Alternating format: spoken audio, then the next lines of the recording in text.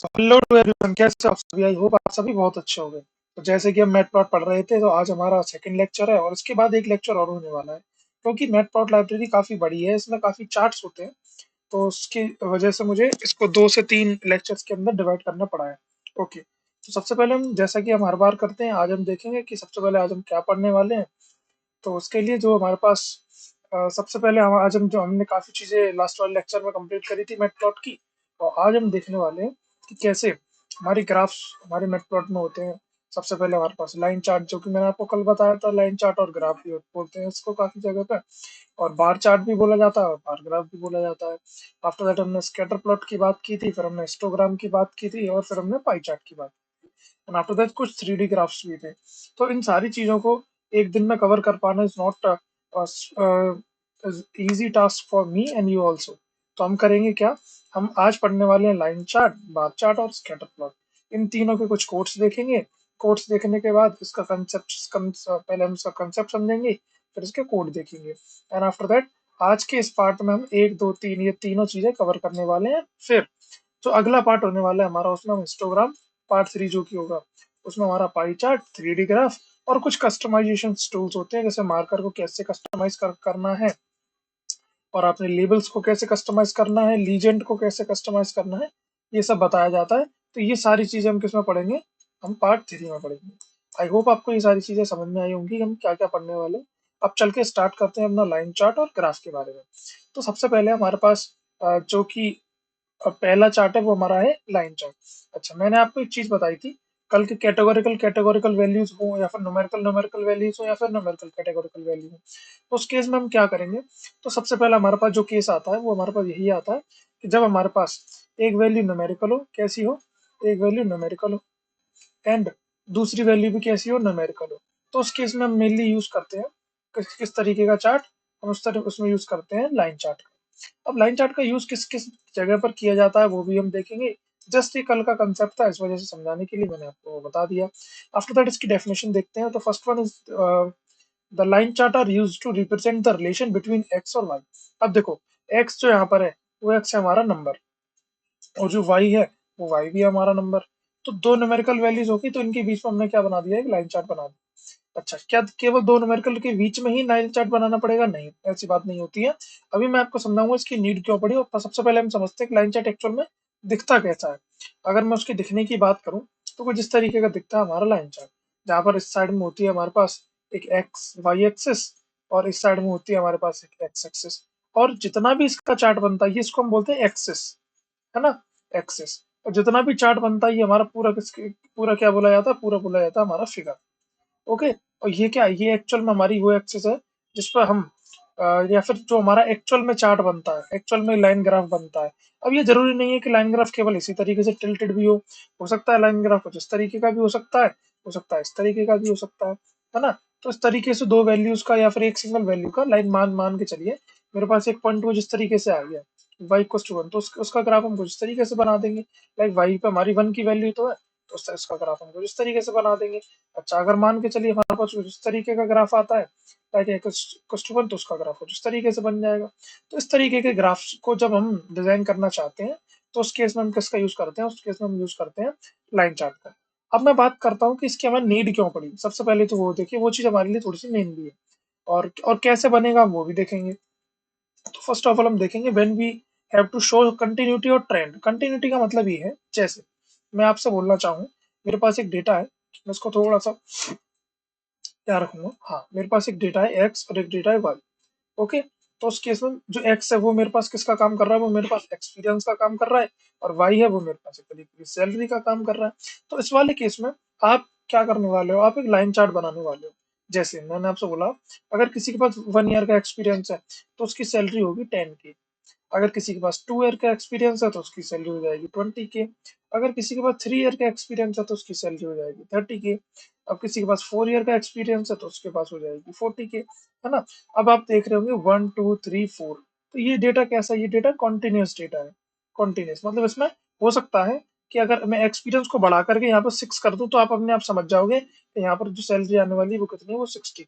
और एक्चुअल में machine learning कुछ इसी तरीके से काम करती है। जैसे ये आपका ये किसके साथ एसोसिएट हो गया, ये आपका इसके साथ एसोसिएट हो गया, टू आपके साथ किसके साथ एसोसिएट हो गया, इसके साथ एसोसिएट हो गया, ये किसके साथ एसोसिएट हो गया, ये कुछ इस तरीके के साथ एसोसिएट हो गया। तो अब जब भी मशीन लर्निंग के अंदर हम इस तरीके के चार्ट्स को बनाते हैं तो वहां पर एक लाइन बनती है, उसको हम बोलते हैं रिग्रेशन। अब ये उस केस में जाकर के आपको बहुत ज्यादा नीड देगा, है ना। उस केस में क्या बनती है, एक रिग्रेशन लाइन। अब समझने की कोशिश करना। तो होता क्या है, मशीन लर्निंग प्रिडिक्ट कुछ इसी तरीके से करती है, इन्हीं चार्ट्स के थ्रू करती है, इन्हीं लाइंस के थ्रू करती है। जैसे आपने बोला वहां पर जाकर के, अगर किसी के पास 10 ईयर्स का एक्सपीरियंस है तो आप बताओ मुझे कि उसकी कितनी सैलरी होने वाली है। तो आपको हालांकि ऊपर का ट्रेंड देख करके, ऊपर की कंटिन्यूटी देख करके आप आसानी से समझ जाओगे कि इसकी जो सैलरी होगी वो अप्रोक्स 1 लाख के समथिंग होगी, क्योंकि ऊपर से ट्रेंड बनता हुआ आ रहा है। अगर किसी के पास 1 साल का एक्सपीरियंस है तो 10 साल का। अब इस तरीके के ट्रेंड को शो कराने के लिए आप कहाँ जाओगे, आप जाओगे इस वाले चार्ट के ऊपर, ठीक है ना।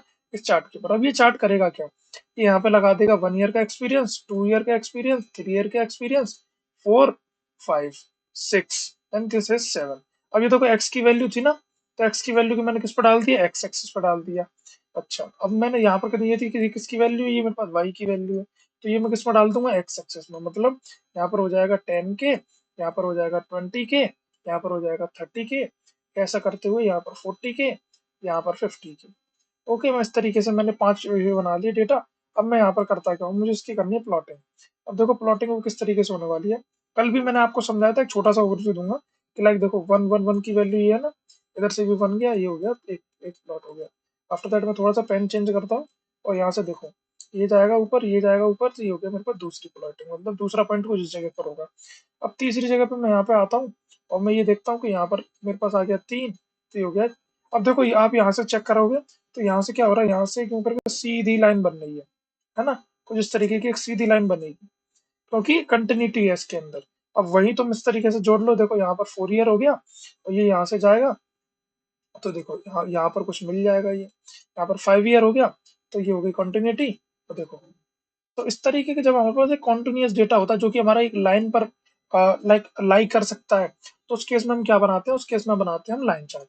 ओके, आप आई होप आपको ये सारी चीजें समझ में आएंगी। हम ट्रेंड को शो कराने के लिए लाइन चार्ट का यूज करते हैं और कंटिन्यूटी को शो कराने के लिए लाइन चार्ट का यूज करते हैं। Okay, line chart continuity in the simple sense, जिसके पास भी कॉन्टिन्यूस डेटा होगा वो सारे क्या बनाने वाले हैं, वो यहाँ पर लाइन चार्ट का ही यूज करोगे मेनली दिखाने के लिए कि कैसे हमारा डेटा कॉन्टिन्यूसली काम करता है। ओके, अब हम बात करते हैं when to use line chart. Line chart को एग्जैक्टली यूज कब करना है। सबसे पहला जो हमारे पास डिफाइन करने का तरीका वो है हमारा डेटा। अगर हमारे पास टाइम सीरीज का डेटा है, टाइम सीरीज का डेटा कौन सा होता है, लाइक स्टॉक मार्केट, है ना, स्टॉक मार्केट का डेटा है, तो हम किसका यूज करते हैं, हम लाइन चार्ट का यूज करते हैं। अच्छा, अगर हमारे पास ट्रेंड और चेंजेस का डेटा है, चेंजेस का डेटा लाइक मैंने आपसे बोला किसी भी कंपनी के अंदर आप अगर जाते हो तो वहां की आपको अगर ग्रोथ निकालनी है with with the comparison of years, तो आप किसका यूज करोगे, आप लाइन चार्ट का यूज करोगे। अब लाइन चार्ट की कंपनी की ग्रोथ का क्या मैटर है वो समझते हैं हम। जैसे मान के चलिए आपने इस तरीके का एक चार्ट बना करके कंपनी के सामने जब प्ले करके, अब इस कंपनी के चार्ट में आप बार ग्राफ या फिर किसी और ग्राफ का तो यूज कर नहीं सकते। अगर आपने यहाँ पर डाल दिया लाइक 10 ईयर्स में ये थी कंपनी की हालत, और 20 ईयर्स में ये थी, और 30 ईयर्स में कुछ इस तरीके की थी, तो आपने यहाँ इस साइड में ईयर्स आप लेकर के आ गए, यहाँ पर आपने प्रॉफिट बोला, तो अब यहाँ पर आप समझ लीजिए कि 10% प्रॉफिट होता था, यहाँ पर आपके कंपनी को 20% प्रॉफिट होता था, यहाँ पे आपकी कंपनी को 30% प्रॉफिट होता है। तो अगर आपकी कंपनी प्रॉफिट में जाएगी तो इट सिंपल मीन्स कि यहाँ से लेकर यहाँ तक एक इंक्रीजिंग ग्राफ बनेगा, इंक्रीजिंग ग्राफ। तो उस तरीके के ग्राफ को हम कंपनीज की ग्रोथ या फिर ट्रेंड या फिर चेंजेस के लिए यूज करते हैं, किसको, लाइन चार्ट को। अच्छा, अगर मैंने बात करी model machine learning model performance की, तो जब भी आप आगे चलकर मशीन लर्निंग पढ़ेंगे तो मशीन लर्निंग के अंदर आप डिफरेंट डिफरेंट मॉडल्स ट्राई करेंगे। जैसे मैंने आपसे बोला एसवीएम एक मॉडल होता है, उसके बाद एक रैंडम फॉरेस्ट एक मॉडल होता है। अगर आपको ये सारी चीजों से कुछ भी नहीं पता, इट मीन्स आप अनफेमिलियर हो, तो डोंट वरी, मैं जस्ट आपको बताता हूँ कि ये मॉडल होता है। मॉडल कहा जाए तो एक एल्गोरिदम होता है, और जब भी आप इस तरीके के एल्गोरिदम के थ्रू कोई भी मॉडल बनाते हैं तो उसकी आप क्या चेक करते हैं, उसकी परफॉर्मेंस चेक करते हैं। तो उस केस में जाकर के आपको लाइन चार्ट बनाना पड़ता है। लाइन चार्ट के थ्रू आप इसकी परफॉर्मेंस को बहुत अच्छी तरीके से मैच कर सकते हैं, कुछ इसी तरीके से जैसे मैंने अभी आपको ये वाला बताया ऊपर। अब वो होगा क्या यहाँ पर, यहाँ पर भी सिंपल इस तरीके की एक लाइन बनेगी। लाइन आपको बताएगा कि मॉडल की परफॉर्मेंस इस पॉइंट पर कितनी है, इस पॉइंट पर कितनी है, इस पॉइंट पर कितनी है। तो इस तरीके से जाकर के आप क्या बना सकते हो, एक लाइन चार्ट के थ्रू अपने मॉडल की परफॉर्मेंस को कैलकुलेट कर सकते हो। आई होप आपको ये सारी चीज समझ में आएगी कि हमें लाइन चार्ट कब बनाना है, जब हमारा डेटा टाइम सीरीज का हो, कंटिन्यूस हो, ट्रेंड हो, चेंजेस हो। यहाँ पर मैं कॉन्टिन्यूस भी लिख देता हूँ, ओके, कॉन्टिन्यूस भी हो। Okay, after that machine learning की अगर मॉडल परफॉर्मेंस चेक करनी है तो उस केस में भी हो जाता है। आफ्टर दैट अगर मशीन लर्निंग की बात करूं, तो अगर कहीं पर आपको लाइक प्रिडिक्शन करनी है, न्यूमेरिकल वैल्यूज की प्रिडिक्शन, जैसे अभी मैंने आपको ऊपर वाले एक ये वाला केस बताया था, जस्ट मैं इसको एक ब्रैकेट में बंद करके इसके साथ रिलेट कर दूं थोड़ा सा, सो दैट ये आपके समझ में आ जाएगा। मैं जस्ट इसको थोड़ा सा करूंगा, लाइक आपको प्रिडिक्शन करनी है। प्रिडिक्शन किस तरीके से, देखो हम यहाँ पर आए, है ना, इस वाले केस में हमने क्या किया, इस वाले केस में हमने अपने मॉडल को एक तरीके से ट्रेंड किया, है ना, ट्रेन किया। आफ्टर दैट आपने बताया कि 1 ईयर का एक्सपीरियंस होगा तो 10 की सैलरी होगी, 2 ईयर का होगा तो 20 के होगी, 3 ईयर का होगा तो 30 के होगी। तो इस तरीके से जब आपने अपने मॉडल को ट्रेंड कर दिया, तो ये समझ गया कि मेरे पास एक लाइन है जिसको हम बोलते हैं रिग्रेशन लाइन, उसके अकॉर्डिंग मुझे चलना है कि अगर यहाँ पर वैल्यू मेरी किसी ने डाल दी कि यहाँ पर मेरी वैल्यू कितनी है, यहाँ पर मेरी वैल्यू 60 है, तो ऑटोमेटिकली प्रिडिक्ट कर देगा कि भाई इस 6 के साथ जो वैल्यू इस जगह पर करस्पॉन्ड करेगी, भाई कि ये देखो ये एक्स की वैल्यू हुई और ये किसकी हुई, ये वाई की वैल्यू हुई। तो जैसे ही यहाँ पर आएगा और ये चेक करेगा कि ये 6 इधर 6 के साथ मेरी लाइन में जो रिग्रेशन लाइन है, इसके साथ जो वैल्यू मेरी इधर के साथ करस्पॉन्ड करेगी और वो वैल्यू एग्जैक्टली क्या होगी, वो वैल्यू 60 की होगी। तो उस केस में आपको क्या दे देगा, एक प्रेडिक्शन दे देगा कि जिसके पास 6 ईयर का एक्सपीरियंस है वो ऑटोमेटिकली 60K का हकदार है, इन द सेंस उसकी सैलरी 60K होनी चाहिए। आई होप आपको ये सारी चीजें समझ में आएंगी। मॉडल की प्रोडिक्शन के लिए भी हम लाइन चार्ट्स का यूज करते हैं। अब इस सारी चीजों की जो समरी है वो क्या है, एक मिनट मैं इसको पहले ये और बता देता हूँ। Not to use in case, कब हमें यूज नहीं करना, जब हमारे पास डिस्ट्रीब्यूशन डेटा हो। डिस्ट्रीब्यूशन डेटा जैसे कि कहीं पर किसी हिसाब से डिस्ट्रीब्यूट कर रखा है, कहीं पर किसी हिसाब से डिस्ट्रीब्यूट कर रखा है। अच्छा, डिस्ट्रीब्यूशन का जब आप ग्राफ बनाते हो, डिस्ट्रीब्यूशन डेटा का ग्राफ, तो कभी वो लीनियर ग्राफ नहीं बनता। लीनियर ग्राफ कुछ देखो, मैं अगर आपको बताना चाहूँ ना, कुछ इस तरीके से देखो, आपका कुछ इस तरीके से ग्राफ बनेगा। अब ये आपको क्या बताएगा कि आपका डेटा डिस्ट्रीब्यूटेड है या नहीं। तो यहाँ पर जाकर के जब आप इस तरीके की लाइन क्लिक करोगे, एक मिनट ये लाइन थोड़ा सा साइड में बनी है, जस्ट ए सेकेंड, मैं उसको दोबारा से क्लिक करता हूँ। जब आप इस तरीके की कोई भी लाइन बनाओगे और इधर जितना भी डेटा होगा वो सारा डेटा अगर सेम है और इधर भी डेटा सेम है, डेटा इन द सेंस, अगर मान के चलो इधर आपने इस तरीके का ग्राफ बनाया और ये ग्राफ का like jet says just says कि लाइक 40 सेंटीमीटर स्क्वायर बोलते हैं, या फिर हम कुछ भी, हमने 40 इसका एरिया आ गया, है ना। अभी हम यूनिट हटाते हैं और इधर भी एरिया 40 आ गया और बनाने का तरीका भी दोनों का सेम है, तो ये हमारे पास कैसा होगा, नॉर्मली डिस्ट्रीब्यूटेड होगा। तो उस केस में जाकर के हम अपने डेटा को इतनी जल्दी मतलब लाइन चार्ट के थ्रू नहीं डिफाइन कर सकते। तो हमारे पास उस केस में, जब हमारे पास डेटा डिस्ट्रीब्यूशन में हो, तो उस केस में हम क्या करेंगे, अपने लाइन चार्ट को यूज नहीं करेंगे। After that categorical data. अब न्यूमेरिकल डेटा देखो, जब भी हम इस तरीके के लाइन चार्ट को बनाते हैं तो हमें एक चीज पता होती है कि इधर भी देखो न्यूमेरिकल वैल्यूज आ गई, इधर कौन सी वैल्यूज है, इधर न्यूमेरिकल वैल्यूज है, कौन सी वैल्यूज है, इधर न्यूमेरिकल वैल्यूज, न्यूमेरिकल वैल्यूज, है ना, न्यूमेरिकल वैल्यूज है इधर। और इधर की हम बात करें तो इधर भी कैसी वैल्यू है, इधर भी सारी न्यूमेरिकल वैल्यूज है, कैसी है, न्यूमेरिकल वैल्यूज, न्यूमेरिकल वैल्यूज। तो दोनों साइड में जब न्यूमेरिकल वैल्यू है तो हम अपने कैटेगोरिकल डेटा के साथ उसको क्या नहीं कर सकते, रिलेट नहीं कर सकते, in the sense categorical data के साथ हम उसको हैंडल नहीं कर सकते, नहीं कर सकते। आई होप आपको ये सारी चीजें समझ में आ रही होंगी अच्छे से, कि हमारे पास जब भी कैटेगोरिकल डेटा की बात आएगी हम लाइन चार्ट का यूज नहीं करेंगे, क्योंकि लाइन चार्ट को कैटेगोरिकल डेटा कभी भी कहा जाए तो रिलेट नहीं कर सकता, आप उसमें रिप्रेजेंट नहीं कर सकता। आई होप आपको ये सारी चीजें समझ में आई होंगी कि लाइन चार्ट में हमने कैसे काम किया और इन सारी चीजों में हमने कैसे काम किया। अब हम बात करते हैं थोड़ी सी इसके कोड की तरफ। कोड की तरफ देखो, सबसे पहला स्टेप सबको पता है और बहुत ही बेसिक स्टेप है, वो क्या है, एनवायरनमेंट सेट करना। एनवायरनमेंट सेट करना क्या है, तो मैं यहाँ पे लिखता हूँ,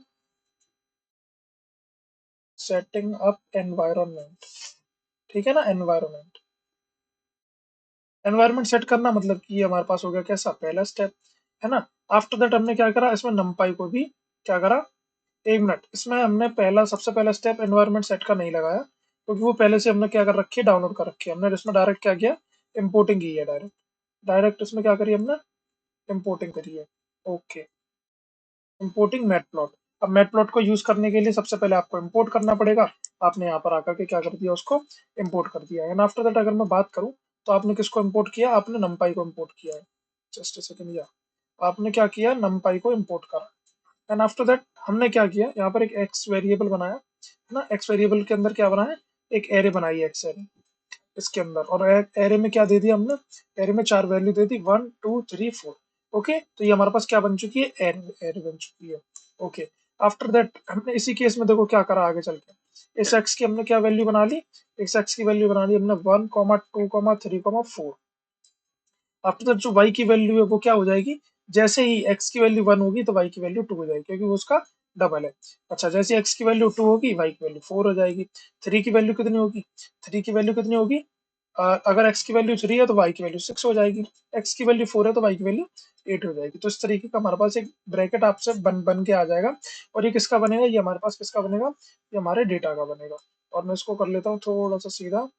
एंड आई होप आपको ये भी चीज समझ में आई होगी किस तरीके से हुआ, क्योंकि इसमें 2 इंटू हुआ है आपस में, बस जस्ट दिस, इसके अलावा आपने कुछ भी नहीं करा है अब तक इसमें। अब हम आ जाते हैं थोड़ा सा नीचे और हम चेक करते हैं कि अब हमें क्या करना है। अब हमें करना क्या है, हमने सिंपली इस सारे डेटा को, अब हमें क्या करना है, हमें इसको करना है प्लॉट।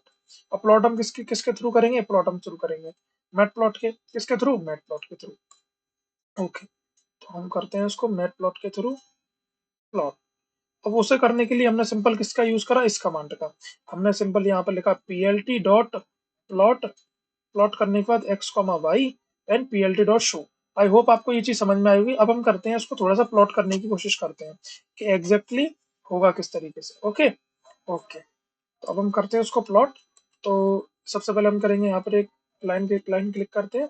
ये मैं आपको प्लॉट करके इस वजह से बता रहा हूँ ताकि आप बेसिक इसके पीछे का फंडा समझ जाए, बस, है ना। आफ्टर दैट मैं थोड़ा सा पेन चेंज करता हूँ जिससे कि थोड़ी सी रीडेबिलिटी बढ़ेगी। तो यहाँ पर मैंने डाल दी y वैल्यू और यहाँ पर मैंने डाल दी x वैल्यू। x की वैल्यू कितनी है, 1, यहाँ पर 2, यहाँ पर 3, यहाँ पर 4 5 और यहाँ पर 6। इस तरीके से मैं कर देता हूँ 1 2 3 4 5 6। ओके, यहाँ पर मैंने करा वैल्यू 1, यहाँ पर डाल दी 2 3 4 5 6। मैं अभी 6 तक रखता हूँ, बाकी पॉइंट्स को आप अपने अकॉर्डिंगली कर लेना। बाकी मैं थोड़ा सा आपको समझाऊंगा बस। आफ्टर दैट हमने देखा एक्स की वैल्यू कितनी है, 1, ये हमारे पास है केस 1। ओके, एक्स की वैल्यू 1 है तो वाई की वैल्यू कितनी हो जाएगी, वाई की वैल्यू हो जाएगी हमारे पास 2। तो हम यहाँ पे आते हैं, ये हमारे पास ये आ गया एक्स और ये हमारे पास क्या आ गया यहाँ से वाई। तो ये मेरे पास हो गई एक वैल्यू। ओके, ये होती है हमारे लिए एक्स एक्सिस और ये होती है हमारे लिए वाई एक्सिस, हमारे लिए ओरिजिन। अच्छा, अब मैं एक बात करता हूँ केस 2 की। तब हमारी x की वैल्यू कितनी है, x की वैल्यू हमारी 2, तो y की वैल्यू कितनी हो जाएगी 4। तो यहाँ से हम चलते हैं थोड़ा सा ऊपर, y y y y y ये आ गया और यहाँ से x x x x x x x x ये आ गया। ये हमारे पास हो गया x और y की वैल्यू। एंड आफ्टर दैट अब हम बात करते हैं केस 3 की। तो उस केस में x की वैल्यू होगी हमारे पास 3 और y की वैल्यू होगी हमारे पास 6। ओके, तो ये हमारे पास होगी 6 6 6 और ये यहाँ पर होगी हमारे पास क्या, हमारे पास हो गया 3। ओके, इसको मैं थोड़ा सा इरेज करके थोड़ा सा और ठीक बनाता हूँ। ओके, एंड आफ्टर दैट हम कुछ इस तरीके से जाएंगे। यहाँ पर ये हमारे पास क्या हो जाएगी, एक्स की वैल्यू। और मैं इसको इसके साथ थोड़ा सा बीच बीच में से इरेज कर दूंगा, तो इस तरीके से बन जाएगी एक ही वैल्यू। तो आपस में जब हम इसकी लाइन बनाएंगे ना, तो लाइन कुछ इस तरीके से बनेगी, देखो इस तरीके से, लगभग कुछ इस तरीके से। मतलब ये पॉइंट यहाँ लाई करेगा, ये पॉइंट यहाँ लाई करेगा और ये पॉइंट यहाँ लाई करेगा। तो इस तरीके से हमने आफ्टर दैट हमने किसका यूज किया, plt डॉट शो का। ये किसके लिए होता है, ये शो कराने के लिए कि आपने जो प्लॉट किया वो एग्जैक्टली दिखता कैसा है। इसके बिना आपका शो नहीं होगा। इससे इसके साथ आपकी क्या होगी, इसके साथ आपकी होगी प्लॉटिंग। प्लॉटिंग मतलब ये एक्स और वाई को रिलेट करके एक चार्ट में बदल देगा, बट उसको शो कराने के लिए आपको plt डॉट शो लगाना पड़ेगा। अब हम चलते हैं और पहला इसका कोड जो भी है, कोड 01 वो चल के एग्जीक्यूट करते हैं। हम्म, अब हम यहाँ आ चुके हैं और ये हमारे पास डिफरेंट डिफरेंट चार्ट्स हैं। तो हमारे पास कोड है, ये हमारा पहला कोड है। और जैसे हम इसको रन करते हैं एंड यू विल सी, ये देखो यहाँ पर आ गया ना, देखो 1 की वैल्यू 2 के साथ रिलेट हो गई है और यहाँ पर 1.5 की वैल्यू, इस तरीके से सारी वैल्यूज आपस में रिलेट हो चुकी हैं। अब इसने क्या किया है, इसने इंटरेक्टिव बनाने के लिए थोड़ा सा अपने अकॉर्डिंगली अपने एक्सेस के कोऑर्डिनेट्स को सेट कर दिया है, लाइक 1.52, क्योंकि इसको पता है यहाँ पर जो वैल्यू आने वाली वो मेरे पास कैसी आने वाली है। यहाँ पर सारी वैल्यू देखो, इसको क्या करना था, चार्ट उसको स्टेबल करना था कि लाइक 1 2 3 4 5 6 7, 1 2 3 4 5 6 7 और ये इसको बोलते हैं हम 8। अब 1 2 3 इधर भी इसने 8 कोऑर्डिनेट बना दिए, इधर भी इसने 8 कोऑर्डिनेट बना दिए, सो दैट जब हम वैल्यू यहाँ पर 4 करें तो यहाँ पर ये 8 आपस में रिलेट हो जाए और ये वैल्यू ज्यादा टिल्टेड ना लगे इस वजह से। वरना जिस तरीके से हमने इधर बनाया है सेम ग्राफ इसी तरीके से बनेगा, क्योंकि यहाँ पर कोऑर्डिनेट अलग अलग हो रखे हैं। तो उस केस में जो उसने ग्राफ बनाया है वो कुछ इस तरीके का बन गया है, कुछ इस तरीके का बन गया है, क्योंकि वहां पर कोऑर्डिनेट्स कैसे हैं, वहां पर कोऑर्डिनेट हमारे आपस के एडजस्टेड कोऑर्डिनेट्स हैं, मतलब कि यहाँ पर 1, यहाँ पर 1.5, यहाँ पर 2, यहाँ पर 2.5, तो इस तरीके से वहां पर एडजस्टेड उसने अपने अपने अकॉर्डिंग एडजस्ट कर रखे हैं। आफ्टर दैट आई होप आपको ये सारी चीजें समझ में तो आई गई होंगी। सो चलिए अब हम चलते हैं अपने सेकंड कोड की तरफ और वहां चलकर देखते हैं कि हमने अगला क्या कोड लिखा हुआ है। आफ्टर दैट हम बात करते हैं अपने दूसरे कोऑर्डिनेट की।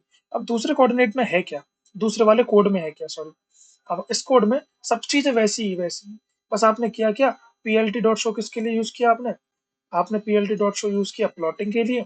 किसके लिए, प्लॉटिंग के लिए। ओके, अच्छा।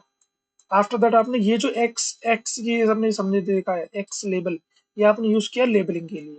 इसके लिए ये आपने यूज किया लेबलिंग के लिए, मतलब कि अब एक्स एक्सिस के पास लिख के आ जाएगा कि ये हमारी एक्स एक्सिस है, ये वाई एक्सिस के पास लिख के आ जाएगा कि ये हमारी क्या है, ये हमारे पास वाई एक्सिस है। तो इस तरीके से जब आप लेबलिंग करते हैं तो आप सिंपली किसका यूज करते हैं, एक्स लेबल और डॉट वाई लेबल का, इस तरीके से। एंड आफ्टर दैट आपने जब टाइटल देना है, टाइटल का मतलब जैसे आपके पास कोई ग्राफ आया, जैसे ही ग्राफ आया है ना, तो अगर आपने एक्स डॉट लेबल का इस तरीके से यूज किया, देखो यहाँ पर लिखा है ना PLT dot x dot label, आपने यहाँ यूज किया पीएलटी डॉट एक्स लेबल, है ना। उसके अंदर आपने क्या लिखा है, यहाँ पर लिखा है एक्स एक्सिस, है ना। इस तरीके से आपने ये चीज लिखी है। तो ये जो एक्स एक्सिस है ना वो इस जगह लिखी हुई आ जाएगी कि यहाँ ये आपकी एक्स एक्सिस है, और इस जगह लिखा हुआ आ जाएगा कि ये आपका क्या है, ये आपका वाई एक्सिस है। और टाइटल की बात करो तो टाइटल कुछ इस जगह पे लिखा हुआ आता है, इस जगह पर यहाँ पर लिखा होगा टाइटल। ओके, आई होप आपको ये सारी चीजें समझ में आ गई होंगी। अब हम चलते हैं थोड़ा सा आगे कोड को समझकर, फिर हम उसको एग्जीक्यूट करेंगे। एंड दिस इज समथिंग जो हम आज सीखने वाले हैं, किस तरीके से हमने टाइटल अगर हमें सेट करना है तो उस जगह पे हमने जाकर के क्या लिख दिया, टाइटल लिख दिया। आई होप ये चीज आपको समझ में आएंगे, सेम कोड है, बस इसमें कुछ एक्स लेबल, कुछ वाई लेबल और कुछ टाइटल्स का यूज किया गया है, सो दैट आपके लिए चार्ट और भी ज्यादा इंटरेक्टिव हो जाए और आपको कुछ भी चीजें अपने अकॉर्डिंग एज्यूम करने की नीड ना पड़े, आप उस सारी चीजों को समझ सकें अच्छी तरीके से। सो देखो यहाँ पर हम आ चुके हैं, ये हमारे पास बिल्कुल कैसा सादा ग्राफ है ना, इसमें कुछ भी नहीं है, ना कोई लेबलिंग हो रखी है, ना लीजेंड्स, ना टाइटल, ना कुछ। तो यहाँ पर आकर के देखो, यहाँ पर हमने ये टाइटल दिया एनी सुटेबल टाइटल, तो उसके अकॉर्डिंग हम चाहें तो उसको मॉडिफाई करके हम यहाँ लिख भी सकते हैं कि like this is my first graph, ठीक है ना। टाइटल है this is this is my first graph. तो इस तरीके से जैसे मैं इसको एग्जीक्यूट करूंगा एंड यू विल सी मेरे पास टाइटल आ गया कि this is my first graph. And I hope ये चीज आप समझ चुके होंगे। अब हम चलते हैं थोड़ा सा आगे और अब हम देखेंगे, या अब हम यहाँ आकर देखते हैं कि हमारे पास क्या ये एक्स लेबल है।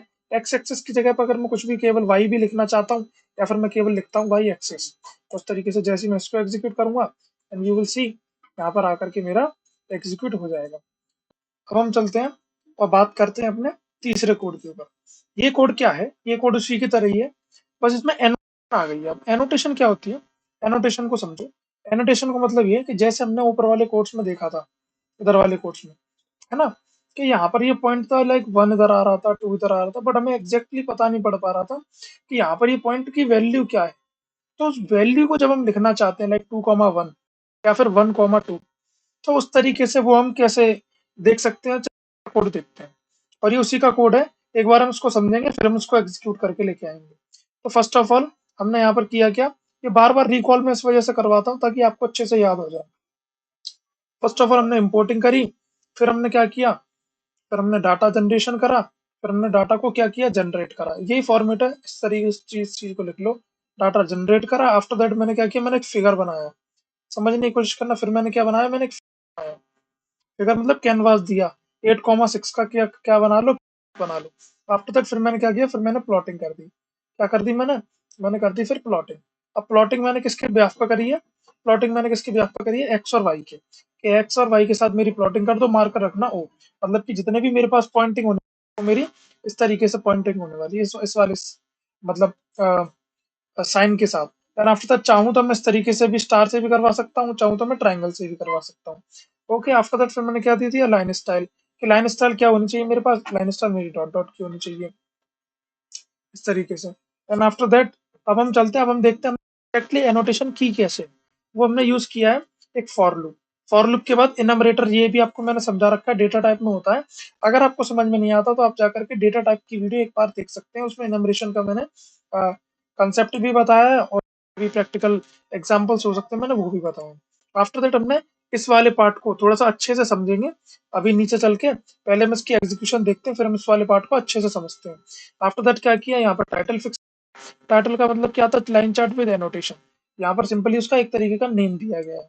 एंड आफ्टर दैट हमने कुछ लेबलिंग की है, लाइक यहाँ पर एक्स लेबल, यहाँ पर हमने किया है कि वाई, इसको हम बोलते हैं लेबलिंग। ओके, यही आपका तरीका है। मैं तो आपको भाई भी समझाता हूँ किस तरीके से। आफ्टर दैट आपने क्या करा, ग्रिड बना दी है। ग्रिड मैंने बताई थी, ग्रिड का मतलब क्या है कि आप अपने कैनवास पे, जैसे आपका ये आपका कैनवास है ना, इस कैनवास के अंदर, एक मिनट,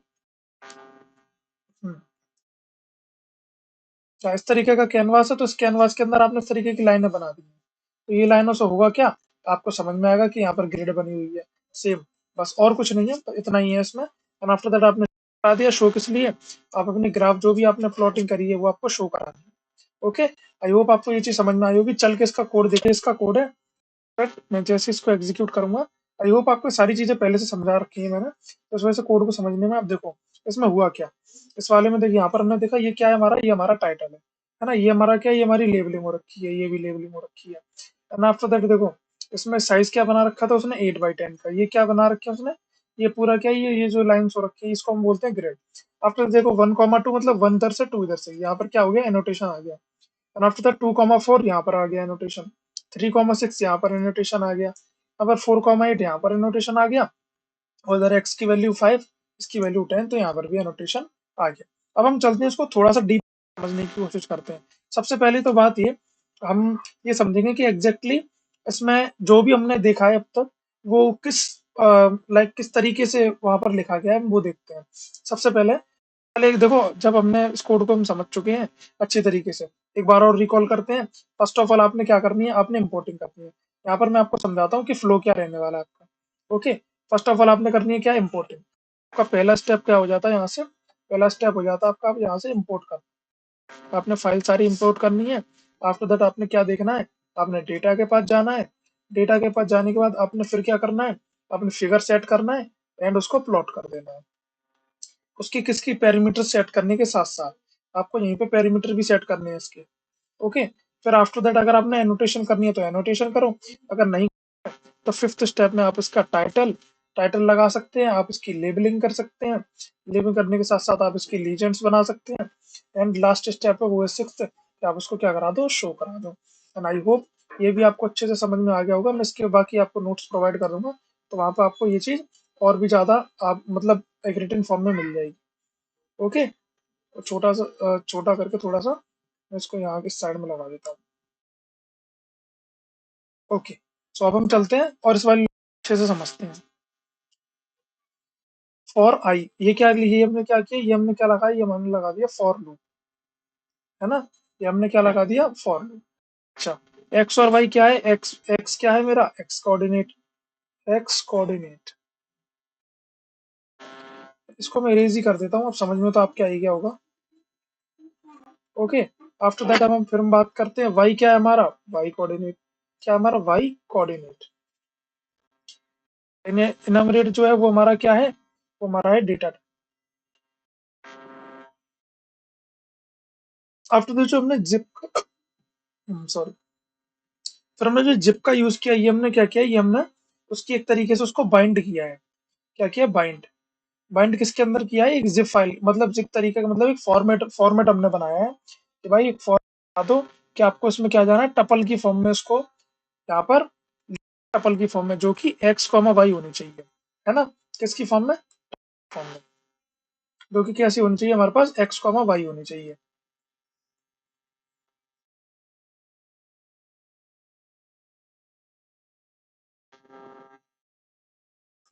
एक्स कॉमा वाई होनी चाहिए, और यहाँ पर जो एक्स होगा वो इसी इसी फॉर्मेट में लिखा जाएगा।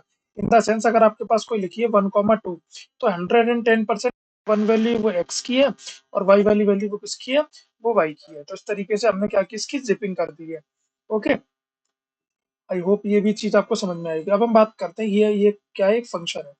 क्या है, एक फंक्शन है। फंक्शन किसके लिए यूज किया जाता है, एनोटेशन, उसको हम बोलते हैं एनोटेट। एनोटेशन के लिए फंक्शन हमने यूज किया। एंड आफ्टर दैट ये क्या है, ये मेरे पास क्या है, हमारे पास एक हमने फॉर्मेट बना लिया कि जो एक्स वन की वैल्यू कोऑर्डिनेट है वो अंदर लिखना, और ये जो एक्स वाई वन का कोऑर्डिनेट है वो अंदर लिखना है। तो इसको हम क्या बोलेंगे, इसको हम बोलेंगे डेटा पॉइंट्स। Data points. अच्छा, एक्स वन और वाई वन ये क्या चीज है यहाँ पर, ये काम किसका कर रही है, ये लोकेशन का काम कर रही है, ये आपको लोकेशन बताएगी, है ना। और ये जो टेक्स्ट कोड्स लिखा है, ये किसका काम करता है, ये कोऑर्डिनेट सेट करने का काम करता है। किसको, कोऑर्डिनेट सेट करने का। कोऑर्डिनेट कैसे सेट करना, जैसे कि हमने इस तरीके का एक ग्राफ बनाया, है ना, इस तरीके का। अब ग्राफ में मान के चलो ये वाला पॉइंट है और ये वाला पॉइंट है, तो ये बताएगा कि हम जिस भी पॉइंट पर चल रहे हैं, मान के चलो हम इस पॉइंट पर चल रहे हैं, तो ये वैल्यू टेक्स्ट कोऑर्डिनेट में क्या होनी चाहिए, ये स्पेसिफिक, स्पेसिफिक टारगेट पॉइंट पर ही उस वैल्यू को प्लेस करें। स्पेसिफिक टारगेट, टारगेट, एक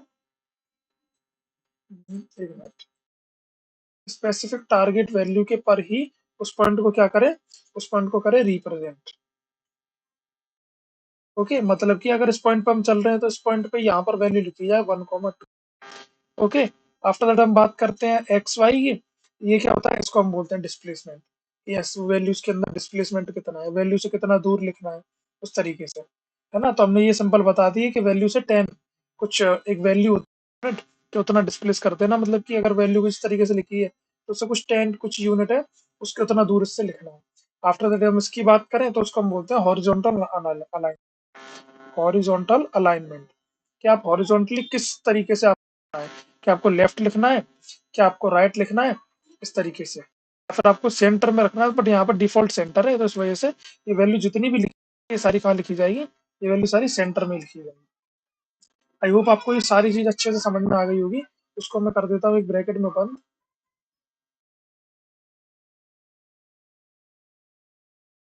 एक मिनट, ज्यादा ही खराब हो गया ये। या चलो छोड़ो, मैं इसको एक बार करने की लास्ट टाइम कोशिश करता हूँ। इस तरीके से इसको क्या करना है, एक ब्रैकेट में बंद करना है। छोड़ो, वो नहीं रहा, काफी ज्यादा बड़ा है इस वजह से। तो अब यहाँ पर हम समझ चुके हैं, हमने वाले कोड को अच्छे से समझ लिया और इसके एग्जीक्यूशन भी हमने अच्छे से देख लिया। अब एक लास्ट कोड और है, इसको हम देखते हैं, फिर अपना लाइन जो चार्ट है वो हमारा यहाँ पर ओवर हो जाएगा। आई थिंक एक और मैं कोड लेकर आया, अब वो यही शायद यही कोड है। ओके, ऊपर वाले कोड है, तो हम इसको क्या करते हैं, इसको यहाँ से कर देते हैं डिलीट। ओके, नो, ये डिलीट का नहीं, ये कोड अलग है। तो मैं इस वाले कोड फोर्थ की बात करता हूँ। ओके, इस वाले कोड में है क्या, यहाँ पर हम देख रहे हैं कि दो ग्राफ कैसे हम सेम एक्सेस पर बना सकते हैं। ओके, तो फर्स्ट ऑफ ऑल सेम करी, ये भी इंपोर्ट करा, आफ्टर द डेटा जनरेशन करा, प्लॉट बनाया। थोड़ा सा सुन लो, तरीका बहुत सिंपल है। सबसे पहले हमें क्या करना है, सबसे पहले हमें करनी है इंपोर्टिंग, है ना। क्या करनी है, सबसे पहले हमको क्या करना है, importing. Okay, and after that फिर हम क्या करेंगे, फिर हम करेंगे डेटा जनरेशन। फ्लो है, जब भी हम किसी मैटप्लॉट के ग्राफ को बनाते हैं उसके बाद हमने क्या करना है, डेटा जनरेशन। अगर डेटा है तो वहां से उठा लो, और नहीं है तो आपको जनरेट करना पड़ेगा। ओके, अच्छा, आफ्टर दैट हम क्या करेंगे, आफ्टर दैट हम करेंगे प्लॉटिंग। क्या करेंगे, प्लॉटिंग, प्लॉटिंग और चार्टिंग। अब हमें चार्ट को और प्लॉट्स को बनाएंगे। आफ्टर दैट इस वाले स्टेप पे आकर के हमारी प्लॉटिंग हो जाएगी और यहाँ से चार्टिंग भी हो जाएगी। आफ्टर दैट हमने क्या करना है, उसको थोड़ा सा और नीचे लेकर के आएंगे, तो आफ्टर दैट प्लॉटिंग वगैरह भी हो गई। अच्छा, ये क्या हो रहा है, ये हमारे पास, ये हमारा हो गया एक ग्राफ, है ना। ये वाली जो वैल्यू वो हमारे पास हो रही है ग्राफ वन, एक ग्राफ की वैल्यू, ग्राफ वन। और ये वाली जो हुई है वो हमारे पास क्या हुई है, ग्राफ टू की प्लॉटिंग। अगर हमें एक से ज्यादा ग्राफ बनाने तो सिंपली हम ये वाले प्रोसेस को क्या कर सकते हैं आपस में, ये वाली प्रोसेस को हम क्या कर सकते हैं, रिपीट कर सकते हैं। आई होप आपको ये इस चीज समझ में आई होगी कि हम इसको क्या करेंगे आपस में, इसको हम करेंगे रिपीट। जस्ट अ सेकेंड, इसको थोड़ा सा हटाने दो, फिर मैं समझाता हूँ उसमें हम आपस में क्या करने वाले हैं। इसको करते हैं आपस में हम रिपीट। ओके, फिर से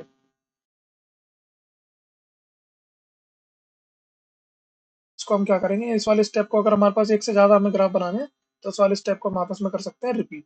ओके, हाँ, फिर हमने क्या करना है, यहाँ पर लेबलिंग करनी है। लेबलिंग,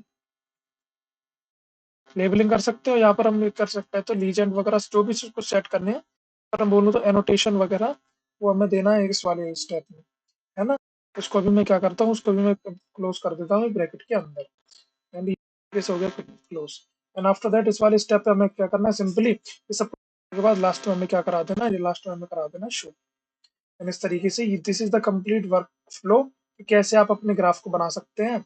और मैं यहाँ पर लिख देता हूँ, this is the work flow, है ना, the work flow, this is the work flow, how you can work flow of making a graph, कैसे आप ग्राफ बना सकते हैं। अब देखो इस वाले ग्राफ में सिंपल क्या है, ये पहला ग्राफ है, ये दूसरा ग्राफ है, लेकिन उसको प्लॉट किस पर करा गया है, एक सेम सेम फिगर के ऊपर प्लॉट किया गया है। यहाँ प्लॉटिंग हो गई, यहाँ से भी प्लॉटिंग होगी, लेकिन प्लॉटिंग होगी हमारी सेम फिगर के ऊपर। चलिए देखते हैं कैसे। देखो वो ये रहा ग्राफ, और जैसे मैं इसको करूंगा एग्जीक्यूट, यू विल सी ये प्लॉटिंग हो चुकी है हमारे पास। देखो हमने ये वाले इनोटेशन हमने कैसे दी है, डेड डैश की, और ऊपर वाली इनोटेशन हमने दी है नॉर्मली। उस तरीके से हमारी जो प्लॉटिंग होनी है वो प्लॉटिंग हो जाएगी। अच्छा, अब चलते हैं अपने अगले कोड के ऊपर, उसमें भी देखेंगे कि किस तरीके से हमें क्या करना है। यहाँ पर अपने एरिया को फिल किया है बिटवीन द टू लाइन्स, और वो कैसे करा है, सिंपली यहाँ से हम आए, है ना, यहाँ से आने के बाद सबसे पहले हमने इम्पोर्टिंग करी, डेटा को जनरेट किया, step 1, step 2, step 3, and after that हमने फिर से डेटा को जनरेट किया, क्योंकि स्टेप फिर से 2 यहाँ पर क्या हो गया, वो हो गया। और फिर यहाँ पर हमने क्या किया, फिर से हमने स्टेप 3 बनाया, यहाँ पर हमने, यहाँ पर देखो डेटा जनरेट किया, ये हो गया हमारे पास data generation for one chart, है ना, या फिर एक लाइन के लिए। एंड आफ्टर दैट यहाँ पर हमने फिर से सेम स्टेप को इन्वॉल्व किया, जनरेट किया, फिर हमने यहाँ पर प्लॉटिंग करी, यहाँ पर प्लॉटिंग करी। आफ्टर दैट हमने यहाँ पर क्या करी, लेबलिंग करी, लेबलिंग करने के बाद हमने यहाँ पर क्या किया, फिल कर दिया। देखो dot fill between, dot fill between, ये एक फंक्शन है। ये क्या करेगा, तुम्हारे ग्राफ के बीच में जितना बड़ा भी ग्राफ होगा उसके बीच में एक्स और वाई वन, इन दोनों तीनों ग्राफ के बीच में, मतलब ये ग्राफ दोनों बनेंगे, जो लाइन जैसे इस तरीके से एक लाइन बनेगी और एक लाइन लाइक इस तरीके से बनी, है ना। तो इस दोनों लाइनों के क्या कर देगा, एरिया को सारे को फिल कर देगा, किस कलर के थ्रू, ग्रीन कलर के थ्रू, क्योंकि यहाँ पर कलर पहले से ही डिफाइन है। अल्फा मतलब कि सिंपली एक अल्फा वैल्यू हमने सेट की है 0.5, ये एक तरीके से हम ट्रांसपेरेंसी बोल सकते हैं। तो हमने यहाँ पर आकर के क्या करी है, हमने सेट कर दिया, और ये वैल्यू यहाँ पर फिल हो जाएगी। और ये देखो, ये हम आगे अपने ग्राफ पे, तो इस तरीके से जैसे हम इसको करेंगे set, and you will see मेरे पास क्या हो गया, मेरी एक वैल्यू फिल हो गई, जो कि मेरे पास x1, और पूरा ग्राफ मेरा फिल हो चुका। अच्छा, अब हम चलते हैं अपने बार प्लॉट के ऊपर, और बार चार्ट के ऊपर देखते हैं कि किस तरीके से इसको किया जाता है, और क्यों किया जाता है, और किस लाइक वे क्या है इसको एग्जीक्यूट करने का, और कब किया जाता है, ये सारी चीजें आज हम इसमें देखने वाले हैं। अच्छा, तो फर्स्ट ऑफ ऑल हम बात करते हैं बार ग्राफ की। तो बार ग्राफ एग्जैक्टली डेफिनेशन हम सबसे करेंगे। A bar plot is used to a rectangular bar, a bar plot uses rectangular bars, rectangular bar का यूज करते हैं टू रिप्रेजेंट डेटा कैटेगरीज। अब रेक्टेंगुलर बार का यूज किस तरीके से किया जाता है, मैं आपको समझाता हूँ। जैसे कि हमारे पास अगर इस तरीके का एक ग्राफ है ना, इस तरीके का, तो हम करेंगे क्या, जितनी भी कैटेगोरिकल वैल्यूज होंगी उन सारी वैल्यूज को कहाँ ले आएंगे, इस वाले चार्ट पे, ठीक है, इस वाली मतलब एक्स एक्सिस पे, एक्स एक्सिस पे। अच्छा, जितनी भी न्यूमेरिकल वैल्यूज है उस सबको हम कहाँ ले आएंगे, उस सारी वैल्यूज को ले आएंगे हम वाई एक्सिस पे। दोबारा सुन दो, दोबारा सुनो, जितनी भी कैटेगोरिकल वैल्यूज है वो सारी हमारे पास रहेंगी एक्स एक्सिस पे, और जितनी भी न्यूमेरिकल वैल्यूज है वो सारी हमारी रहेंगी किस पे, वाई एक्सिस पे। अब होगा क्या कि हम यहाँ पर इस तरीके से क्या करेंगे, हम ये बनाएंगे, देखो इस तरीके का एक ग्राफ बनाएंगे इस तरीके से। ये हमारे पास, ये किसका काम करेगा, ये हमारे पास एक बार का काम करेगा, और ये बार ही हमारी क्या होगी, ये डेटा। मैंने बोला यहाँ पर एक डेटा है हमारे पास, है ना। उसके बाद मैंने एक छोटा सा यूं करके यहाँ बना दिया ग्राफ, इस तरीके से, ये समझो ये, है ना, मैंने ये बना दिया। ये हमारे पास कौन सी वैल्यू हो गई, ये हमारे पास बी वैल्यू हो गई। अच्छा, इसी तरीके से मैंने क्या किया, एक यहाँ पर एक बहुत बड़ा रेक्टेंगुलर वो बना दिया शेप, है ना। अब ये मेरे पास किसका काम करेगा, ये मेरे पास अलग कैटेगरी का काम करेगा। तो इस तरीके से मैं डिफरेंट डिफरेंट क्या बना सकता हूँ, यहाँ पर रेक्टेंगुलर चार्ट्स बना सकता हूँ, या फिर रेक्टेंगुलर बार्स बना सकता हूँ अपने डेटा को दिखाने के लिए। अब देखो इस तरीके से मेरे पास यहाँ पर सारी कैटेगोरिकल वैल्यू है, like A B C D, A is for apple बोला, और यहाँ पर मैंने बी फॉर बॉल बोल दिया है, सी फॉर कैट बोल दिया है, डॉग मतलब टॉल वाली वो बोल रहा हूँ मैं, डॉल वाली। आफ्टर दैट मैंने यहाँ पर बोल दिया डॉग, ये भी हमारे पास टॉय वाला है। अच्छा, मैंने यहाँ पर बताया कि इसकी सेल कितनी है, 10,000 की, है ना, इसकी सेल कितनी है, 20,000 की, इसकी सेल कितनी है, 30,000 की, और इसकी सेल कितनी है, 40,000 की। इस तरीके से तो मान के चलो ये हमारे पास कहाँ पर आई है, इस जगह पर आई है भाई। मतलब इसकी सेल अप्रोक्स 1000 रुपए की हुई है ना। इसकी सेल मान के चलो अप्रोक्स 30,000 की हुई है। इसकी सेल माइक 35,000 की हुई है। और इसकी मैं बोलता हूँ तो इसकी 20,000 की सेल हुई है। तो इस तरीके की वैल्यू को जब हमें कहीं भी लाइक इस तरीके का डेटा हमारे पास, एक कैटेगोरिकल डेटा और एक न्यूमेरिकल डेटा, तो उस केस में हम मेनली बार ग्राफ का यूज करते हैं और समझते हैं इसकी डेफिनेशन में क्या लिखा हुआ है। देखो, a bar plot uses a rectangular bar, जो कि हमने अभी देखा है कि रेक्टेंगुलर बार को किस तरीके से यूज करते हैं to represent the data category. इसके लिए data category with bar length, और ये हमारे पास किसके अकॉर्डिंग सेट होगी, बार की लेंथ के अकॉर्डिंग हमारे पास डेटा की कैटेगरी। लाइक हमारे पास एक वैल्यू ज्यादा है और एक वैल्यू कम है, तो वैल्यू पे हमें ज्यादा हिट करवाना, वहां पर हमारा जो लेंथ होती है हमारे रेक्टेंगुलर बार की वो ज्यादा होती है, और जहां पर हमारी वैल्यू कम होती है वहां पर थोड़ी कम रहती है। After that height is proportional to their value. वहां पर क्या होता है, हमारे जितनी भी हाइट होती है हमारे ग्राफ की, वो हमारे पास उसकी वैल्यू प्रोपोर्शनल होती है। मतलब वैल्यू ज्यादा तो ग्राफ ज्यादा हाइट रहेगी, और वैल्यू छोटी ग्राफ की मतलब बार की हाइट कम रहेगी। अच्छा, it compare the value, discrete value मतलब वही न्यूमेरिकल वैल्यू की मैंने बात करी है ना, ऑन जिस जो कि वो कौन सी एक्सेस होने वाली है, एक्स एक्सेस। ओके, ये जो वन एक्सेस की बात करी जा रही है वो हमारे पास एक्स एक्सेस की बात करी जा रही है। फॉर कैटेगोरिकल वेला अदर फॉर द वैल्यूज, और एक्सेस फॉर कैटेगोरिकल वैल्यू, एक एक्सेस हमारे पास किसके लिए होगी, कैटेगोरिकल वैल्यूज के लिए, एंड अदर फॉर वैल्यूज, और अदर वैल्यू हमारे पास किसके लिए होगी, न्यूमेरिकल के लिए। तो जो अदर की बात हो रही है वो हमारे पास है वाई एक्सेस। ओके, इसका सिंटेक्स क्या है, पीएलटी डॉट बार, एक्स की वैल्यू को मतलब डेटा पॉइंट देना है हमको। ओके, आफ्टर दैट हाइट की बात करेंगे तो height of the bar, after that हम बात करेंगे विड्थ की, तो विड्थ ऑफ द बार वो हम अपने हिसाब से डिफाइन करते हैं। आफ्टर दैट हमने बॉटम की बात करी है, तो स्टार्टिंग फ्रॉम बॉटम, ये बाय डिफॉल्ट जीरो है। इट मीन जितने भी हमारे ग्राफ स्टार्ट होते हैं वो सारे ग्राफ हमारे ओरिजिन के पॉइंट से स्टार्ट किए जाते हैं। ओके, सो आफ्टर दैट हमने की बात करी है, तो सेंटर ऑफ द एज मतलब कि हमारी एज के बिल्कुल सेंटर में रहता है, और हम चाहे तो उसको लेफ्ट भी कर सकते हैं, चाहे तो उसको राइट भी कर सकते हैं। अच्छा, अब हम किसको, लाइक इसके देखो फंक्शन जो हमने बताया था आपको, देखो सेंटर और एज की हमने दोनों की बात करी अलाइनमेंट, तो वो उसके अकॉर्डिंग मैं बता चुका हूँ। बॉटम लाइन डिफॉल्ट 0 होती है, विड्थ होती है वो डिफॉल्ट 0.8 होती है, 0.8 होती है हमारे पास क्या, विड्थ। आफ्टर दैट हाइट हमने बात करी, तो करस्पॉन्डिंग वैल्यू, अगर एक वैल्यू, चलो जैसे हम कहीं इसी की बात करते हैं, तो ये देखो 35,000 की वैल्यू जो है वो सबसे ज्यादा है, और जो 30,000 की हाइट है वो थोड़ी सी कम है इन कंपैरिजन टू 35,000। ओके, तो इस तरीके से हमारे पास जितनी भी वैल्यू होंगी वो हमारे पास उसके अकॉर्डिंग चेंज होती रहेंगी। अब हम बात करते हैं वेन हमें यूज कब करना है, जब हमारे पास कैटेगोरिकल डेटा का कंपैरिजन है। अगर हम केस को देखें, इस वाले चार्ट को देखें, तो ये हमारे पास सारी कैटेगोरिकल वैल्यूज ही तो थी। जैसे हमने बोला कि एक वैल्यू हमारे पास है एप्पल की, एक वैल्यू हमारे पास है कैट की, एक वैल्यू हमारे पास की है ना, एक वैल्यू हमारे पास है डॉल की और डॉग की। अब ये सारी चीजें अगर मान के चलो टॉय है तो एग्जैक्टली में ये कैटेगोरिकल वैल्यूज ही। अब कैटेगोरिकल वैल्यूज के बीच में जब मुझे क्या करना है, कंपैरिजन करना है कि मेरी सबसे ज्यादा सेल किसके बीच में हुई है, तो उस केस में मैं किसका यूज करूंगा, मैं बार चार्ट का यूज करूंगा, बार चार्ट का, क्योंकि यहाँ पर वैल्यूज और कैटेगोरिकल वैल्यूज के बीच में एक बहुत ही अच्छा इंटरेक्टिव टूल बनता है, जिससे कि मुझे उनके बीच में जितना भी सेल का या जितना भी उनके बीच में डिफरेंस है वो सारा पता पड़ जाता है। कब यूज करना है, जब कैटेगोरिकल डेटा का कंपैरिजन हो। आफ्टर दैट रैंकिंग देनी हो, रैंकिंग देने का मतलब ये है इसमें से फर्स्ट रैंक किसकी है, इन द सेंस सबसे ज्यादा रैंक किसने की है सेल में। मान के चलो ये 2025 का ई कॉमर्स का फ्लिपकार्ट का डेटा है, तो उसमें अगर मैं बोलूँ कि सबसे ज्यादा रैंक किसने ली है, तो अपने कैट वाले प्रोडक्ट ने लिए। तो उस तरीके से जब हमें रैंकिंग करनी होती है, लाइक फर्स्ट कौन है सेकंड कौन है, तो उस वाले केस में हमारे पास बार चार्ट बहुत ही ज्यादा यूजफुल रहता है। And after that model comparison भी कर सकते हैं।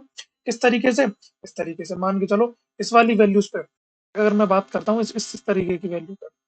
ओके, मतलब इस तो होगा क्या, इस साइड में मैं दे देता हूँ, लाइक मैंने इस साइड में दे दिया एक्यूरेसी, मैंने इस साइड में दे दी एक्यूरेसी, और इस साइड में दे देता हूँ मैं मॉडल्स के नाम। मॉडल के नाम जैसे कि मान के चलो एप्पल की जगह पर वहां हो जाएगा एसवीएम, इधर की जगह पर लॉजिस्टिक रिग्रेशन, इधर की जगह पर हो जाएगा लीनियर रिग्रेशन, इधर की जगह पर हो जाएगा रैंडम फॉरेस्ट। तो मेरे पास एक डेटा है, डेटा के ऊपर मेरा सबसे ज्यादा कौन एक्यूरेसी पे काम कर रहा है, तो उस तरीके से मैं अपने मॉडल का कंपेरिजन भी कर सकता हूँ। अच्छा, कब नहीं करना है, जब हमारे पास कॉन्टिन्यूस वैल्यू, और जब दोनों वैल्यूज हमारे पास नेगेटिव हो, जब सॉरी दोनों वैल्यूज हमारे पास, जैसे कि मैंने अगर x वैल्यू की बात करी तो वो भी न्यूमेरिकल, और मैंने अगर y वैल्यू की बात करी तो वो भी न्यूमेरिकल। अच्छा, कॉन्टिन्यूस वैल्यू की बात करूं तो कॉन्टिन्यूस डेटा इस तरीके से, अगर कहीं पे आपके पास एक्सपीरियंस दे रखा है, कहीं पे आप दे रखी है, तो वहां पर आपको प्रेडिक्शन करनी है, तो बार चार्ट आपके लिए बहुत ही ज्यादा साबित होने वाला है। और अगर मैं बात करता हूँ जैसे कंपनी की चेंजेस की बात करूँ या फिर कंपनी की ग्रोथ की बात करूँ, तो उस केस में भी जाकर के ये तरीके का चार्ट आपके लिए बहुत ज्यादा अनबेनिफिशियल होने वाला है। तो अच्छा, एक प्रो टिप ये है कि when the name of categories are too long, जैसे कि हमारे पास जब कैटेगरीज के नाम बहुत ज्यादा लंबे हैं, तो उस केस में हम करते क्या है, हम इनको इंटरचेंज कर देते हैं। तो केवल उस केस में जब हमारे पास हमारे पास कैटेगरीज की वैल्यूज बहुत ज्यादा, नाम बहुत ज्यादा बड़े हो रखे हैं, तो उस केस में हम क्या करेंगे, इसको टिल्ट कर देंगे। उस केस में देखो मैं आपको दिखाता हूँ, जगह देखने दो मुझे। ओके, तो उस केस में होगा, आपके जितने भी ग्राफ बनने वाले हैं वो थोड़े से कैसे बनेंगे, टिल्टेड बनेंगे। मुझे हाँ यहाँ बना देता हूँ। ओके, तो उस केस में देखो आपके पास की ग्राफ कैसा बनेगा, मैं एक मिनट दिखाता हूँ। तो उस केस में आपके पास जो ग्राफ बनने वाला है ना आपका, जस्ट अ सेकेंड, या इधर मैं बना के दिखाता हूँ। तो उस केस में जो ग्राफ बनने वाला है आपके पास, वो कुछ इस तरीके से बनेगा, देखो ये हो गया ना। अब मैं आता हूँ इस तरीके से और यहाँ बनाता हूँ ग्राफ, तो वो कुछ देखो इस तरीके से बनेगा। और जैसे कि ये हो गया, एंड आफ्टर दैट मैंने बना दिया एक इस तरीके, है ना। एक मिनट, ये तो कुछ और ही बन गया। और मैंने मतलब जस्ट एक समझने का सेंस है, बाकी अगर मैं इस तरीके की ड्राइंग बना, मेरा आधा टाइम ड्राइंग बनाने में निकल जाएगा, है ना। तो मैं मान के चलो एक ये हो गया, है ना। और एक मैं बना देता हूँ थोड़ा सा और बड़ा, और बड़े का मतलब इस तरीके से। तो यहाँ पर जा करके मेरे पास कुछ वैल्यूज हो जाएंगी जो कि मेरी यहाँ पर आएंगी, जैसे कि मैं बोल दिया, लाइक मैंने बहुत बड़े बड़े, मैंने अपने मॉडल्स के नाम है मेरे, जैसे एक हो गया सपोर्ट वेक्टर मशीन, है ना।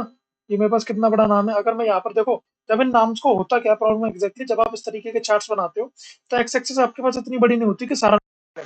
अब मान के चलो यहाँ पर मेरा एक चार्ट बनेगा, यहाँ दूसरा, यहाँ तीसरा, यहाँ चौथा, तो यहाँ पर लिखूंगा ना इसके नाम आपस में, support vector machine, logistic regression, linear regression, random forest, तो वो आपस में कोलैप्स कर जाएंगे और वहां पर आपको कंफ्यूजन क्रिएट होगा। तो उस केस में हम इस तरीके का बना लेते हैं, और यहाँ पर लिखता हूँ लॉजिस्टिक रिग्रेशन, है ना। यहाँ पर मैं लिख सकता हूँ लीनियर रिग्रेशन। तो वहां पर जाकर के आप इस तरीके से टिल्ट कर सकते हैं, वरना जनरली हमारा ऐसा कोई रिचुअल नहीं है या फिर ऐसा कोई फंड नहीं है, जितनी भी कैटेगोरिकल वैल्यूज है वो एक्स एक्सिस पर ही होंगी। तो इस केस में हम उसको इंटरचेंज भी कर सकते हैं, लाइक इस कैटेगोरिकल वैल्यूज को वाई पर डाल दें और न्यूमेरिकल वैल्यूज को एक्स पर डाल दें। ओके, तो चलते हैं अब हम इसके ग्राफ्स की तरफ बात करते हैं। ग्राफ की तरफ जैसे सिंपल मैंने सिंटेक्स आपको बता रखा था, यहाँ पर देखो आपने सिंपल क्या, reality dot bar, after that आपने जितनी भी वैल्यू लगा रखी है आप सारी वैल्यूज उसमें डाल दीजिए। फर्स्ट ऑफ ऑल इंपोर्टिंग करी है, फिर डेटा को जनरेट करा है, आफ्टर दैट हमने बार को प्लॉट कर दिया है, फिर हमने क्या करी, फिर हमने लेबलिंग करी है, चौथा स्टेप, और फिर हमने एनोटेशन वगैरह हमें कुछ नहीं देना है, तो वहां जाकर के हमने क्या कर दिया है, शो कर दिया। ये हमारा फ्लो कर रहा है, ये हमारा फ्लो बोलता है, first value the step is the generate importing, second is the data generation, तीसरा प्लॉटिंग, चौथा लेबलिंग, और पांचवा शो कर देना, है ना। तो इसी तरीके से हमने यहाँ पर भी वही काम किया है। फर्स्ट हमने इंपोर्टिंग करी है, फिर हमने डेटा को जनरेट किया है, फिर हमने प्लॉट किया है, फिर हमने लेबलिंग करी है, और पांच हमने शो कर दिया है। देखो बहुत सिंपल, यहाँ पर हमने केवल दो वैल्यूज दी है, क्या क्या दिया है, फ्रूट्स, और यहाँ पर क्या दिया है, सेल्स। अब ये एग्जैक्टली सेल्स को मैं बात करूं तो है तो ये न्यूमेरिकल वैल्यू, है ना। और न्यूमेरिकल वैल्यू इस साइड में लिखी गई है, इस साइड में, इसका मतलब क्या है, इसको कौन सी वैल्यू पकड़ा दी है हमने, वाई वैल्यू पकड़ा दी, वाई एक्सेस हमने यहाँ पर उसको पकड़ा दिया है। और ये जो फ्रूट की बात हुई है, ये हमारी किस एक्सेस की बात, एक्स एक्सेस पे है, क्योंकि इसकी जिपिंग इस तरीके से करी गई है, तो वहां पर आउट के लिए एक्स और वाई एक्सेस को पकड़ा देगा। ओके, अब हम चलते हैं इसके ग्राफ को देखते हैं। देखो यही है ना, हमने जैसे हम इसको करेंगे execute, and you will see, देखो यहाँ पर एप्पल बनाना वगैरह जितनी भी कैटेगोरिकल वैल्यूज थी, वो सारी हमारी किस पे थी, एक्स एक्सेस में, मतलब फ्रूट्स पे, वो हमारी प्रिंट हो चुकी है, लेबल वगैरह सब कुछ आ चुके हैं। ये आपको समझ में आ चुका होगा। इस वाले ग्राफ में भी देखो सेम तरीका है, इंपोर्टिंग, अब तक तो आपको लॉजिक भी समझ में आ गया होगा, data generation, and third one is the plotting, and fourth one is the labelling, and fifth is the show. And I hope आपको ये सारी चीजें भी देखो यहाँ पर समझ में आ चुकी हैं, है ना। यहाँ पर हमने क्या किया, हमने सिंपल हमने कलर चेंज करा है। ओके, इसमें कुछ भी नहीं करा, और कलर चेंज करने के लिए इतना कोई खास वो था नहीं। तो यहाँ पर आकर के ये देखो, ये राम ने यहाँ पर क्या दे दिया, कलर का एक दे दिया एट्रीब्यूट सिंपली, और वो एट्रीब्यूट क्या है, वॉयलेट। वॉयलेट से आप चाहो तो येलो भी कर सकते हो, और जो चाहो बना सकते हो। आई होप आपको ये चीज समझ में आई होगी। अब हम चलते हैं, जो हमने टिल्टेड की बात करी थी हॉरिजॉन्टल बार ग्राफ, वो कैसे बनेगा। सिंपली आप यहाँ पर आओ, बार एच, यहाँ पर आपने लिखना है बार एच डॉट बार एच, तो वो ऑटोमेटिकली क्या हो जाएगा, हमारे लिए हॉरिजॉन्टल बार बन जाएगा। ओके, तो यहाँ पर आगे हम इस तरीके से हम जाते हैं। सिंपली हमने यहाँ पर जाकर के ये बात काम कर दिया है। इधर भी हमने सेम प्रोसीजर अपनाएंगे। One, importing, second data generation, third one is plotting, और हॉरिजॉन्टल के लिए केवल डॉट बार एच लिखना है, डॉट बार एच मतलब बार horizontal.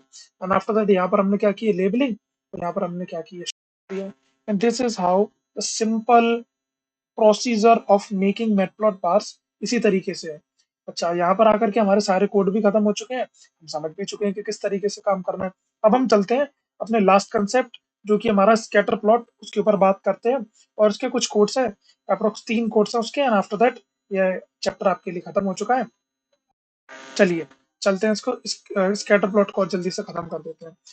Plot are one of the most fundamental tool, ये बहुत ही ज्यादा फंडामेंटल टूल है बिटवीन न्यूमेरिकल वैल्यूज। अब ये क्या करता है, ये न्यूमेरिकल वैल्यूज के बीच में विजुअलाइज करता है ना, किस वैल्यूज के बीच में बात करता है, न्यूमेरिकल वैल्यूज के बीच में। Each data point represent a data observation, हर डेटा पॉइंट यहाँ पर डेटा ऑब्जर्वेशन रिप्रेजेंट करता है, allowing us to visually analyse, और ये हमको ये भी मतलब अलाउ करता है कि कैसे हम दो वैल्यूज के डिस्ट्रीब्यूशन को, या फिर उनके बीच में कोरिलेशन क्या है, या फिर उनके बीच में कैसे क्लस्टर्स बन रखे हैं। अब अगर देखो, आपने यहाँ पर एक 3 चीजों के नए नाम सुने, क्लस्टर, कोरिलेशन और डिस्ट्रीब्यूशन। अब वो मैं आपको समझाता हूँ है किस तरीके से। उसके लिए मेरे को क्या बनाना पड़ेगा, एक चार्ट बनाना पड़ेगा। वो चार्ट बनेगा कुछ इस तरीके से, और मैं इसको बोलता हूँ ग्राफ, है ना। तो देखो भी आप आगे चल के, मैंने आपको एक बहुत काफी बार मैंने एक एग्जांपल आपको बता रखा है, वो एग्जांपल है क्लस्टरिंग का या फिर कस्टमर सेगमेंटेशन। और मैं आपको ये, जब आपने नेटप्लॉट शुरू किया होगा, तब भी मैंने आपको बताया था कि ई कॉमर्स के अंदर लाइक फ्लिपकार्ट, नेटफ्लिक्स हो गया, अमेजोन हो गया, ये करते क्या है, ये आपके सेगमेंट्स बनाते हैं।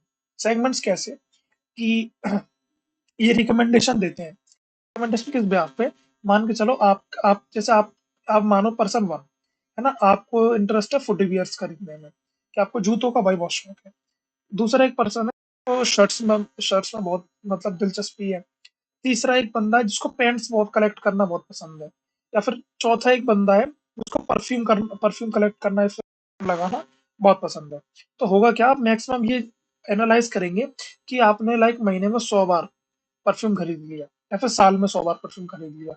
ये आप देखेगा, महीने में आप 4 बार पेंट खरीदते हो, साल की अप्रोक्स अब काफी पेंट्स हो गई। शर्ट की बात करूं तो महीने में 5 बार भी पेंट खरीदते हो, तो अभी आपकी साल की काफी पेंट्स हो गई। और फुटवियर की बात करूं तो मान के चलो आपने 10 जोड़ी खरीद। अब करता क्या है, यहाँ पर मैं बात करता हूँ अगर इंडस्ट्री की, Amazon, फ्लिपकार्ट, है ना, मीशो, ये करते क्या है, आप सेगमेंटेशन बनाते हैं। सेगमेंटेशन मतलब अब यहाँ पर बनाएगा कौन, यहाँ पे इंजीनियर बनाएगा।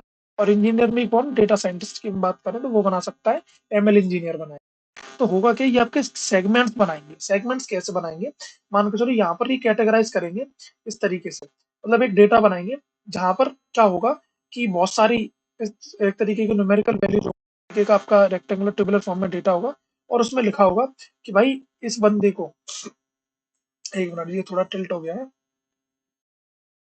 ना। तो ये वहां पर ये बताएगा कि भाई देखो, ये बंदा है, इस बंदे को, यहाँ पर आपका इस तरीके का डेटा होगा काफी सारा, इस तरीके का देखो, इस तरीके का आपका डेटा होगा। और उस डेटा में लिखा होगा सारी चीजें आपके टेबुलर फॉर्म में, मतलब आपने परचेज किया, क्या परचेज किया। तो उस डेटा को जब ये हम नेटवर्क अंदर लेकर के आएंगे, पांडा नंपा इन सब की हेल्प की वजह पे, हम उसमें बनाएंगे, वो हम बनाएंगे स्कैटर प्लॉट। अब स्कैटर प्लॉट करेगा क्या, जैसे मान के चलो यहाँ पर बना देगा स्कैटरिंग, यहाँ पर स्कैटर बना देगा, है ना। यहाँ पर क्या कर बना देगा, डेटा पॉइंट्स इस तरीके के। और यहाँ पर मान के चलो उसने इस तरीके के डेटा पॉइंट्स बना दिए। ओरेकल वैल्यूज के बेस पे मैं बात कर रहा हूँ। और यहाँ पर मान के चलो उसने रेक्टेंगल के, ट्राइंगल के बेस पे बना दिए इस तरीके से, है ना। इस तरीके से मैं बता रहा हूँ, जस्ट एक सेंस बता रहा हूँ। और यहाँ पर मान के चलो उसने कुछ नहीं, प्लस का साइन दे दिया। तो ये है क्या, ये बनाएंगे आपके सेगमेंट, है ना। इस तरीके से क्या बना लिया उन्होंने, सेगमेंट। तो उस सेगमेंट को बनाने के लिए मेनली मैं किसका यूज करता हूँ, मैं यूज करता हूँ किसका, स्कैटर प्लॉट का। क्या, वो ये सारी इंडस्ट्रीज क्या करेंगी, इन सेगमेंट्स के बिहाफ मान के चलो इस अमेज़न पर किसी ने लिस्टिंग करी, एक नया परफ्यूम आया है ना? तो ये वाला क्लस्टर है उन लोगों का जो परफ्यूम खरीदते हैं। यह वाला क्लस्टर किसका है? उन लोगों का जो परफ्यूम खरीदते हैं।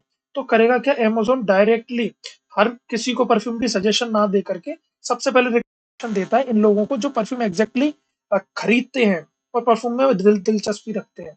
उसी तरीके से मान के चलो अगर नया फुटवियर आया या फिर नई फुटवियर की लिस्टिंग हुई, तो होगा क्या ये बंदे वो हैं जिनको फुटवियर्स पहनना है या कलेक्ट करना बहुत पसंद है, तो ये डायरेक्टली जा करके हर किसी को रिकमेंड ना करके ये डायरेक्टली उन बंदों को रिकमेंड करेंगे जिनका क्लस्टर बन चुका है। तो उस क्लस्टरिंग करने के लिए हम मेनली किसका यूज करते हैं? कैटरप्लॉट का। So this is the live example where we see the basic application of this scatter plot। वहां पर जाकर के हम स्कैटर प्लॉट बनाते हैं और वहां से हमें विजुअली समझ में आ जाता है कि कितने बंदे ऐसे हैं जिनको फुटवियर में या फिर किसी एक पर्टिकुलर कैटेगरी में इंटरेस्ट है। आफ्टर दैट हम देखते हैं कि scatter plot create scatter plot on 2D plane. ये 2D प्लेन के ऊपर बनाता है टू विजुअलाइज द रिलेशनशिप, और किस चीज को विजुअलाइज करने के लिए? रिलेशनशिप को बिटवीन द टू वेरिएबल, दो वेरिएबल के बीच में। फाइन।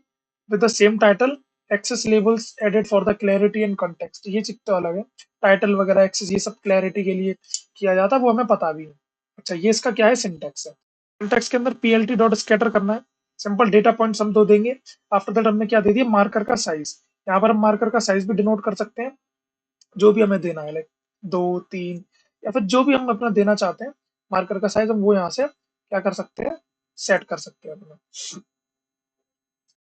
अब आप यहाँ से समझ चुके होंगे। आफ्टर दैट हमने क्या करना? मार्कर का कलर। अगर हमें ग्रीन, यहाँ इस तरीके से डबल इन्वर्टेड का यूज करके यहाँ लिख सकते हैं हम green.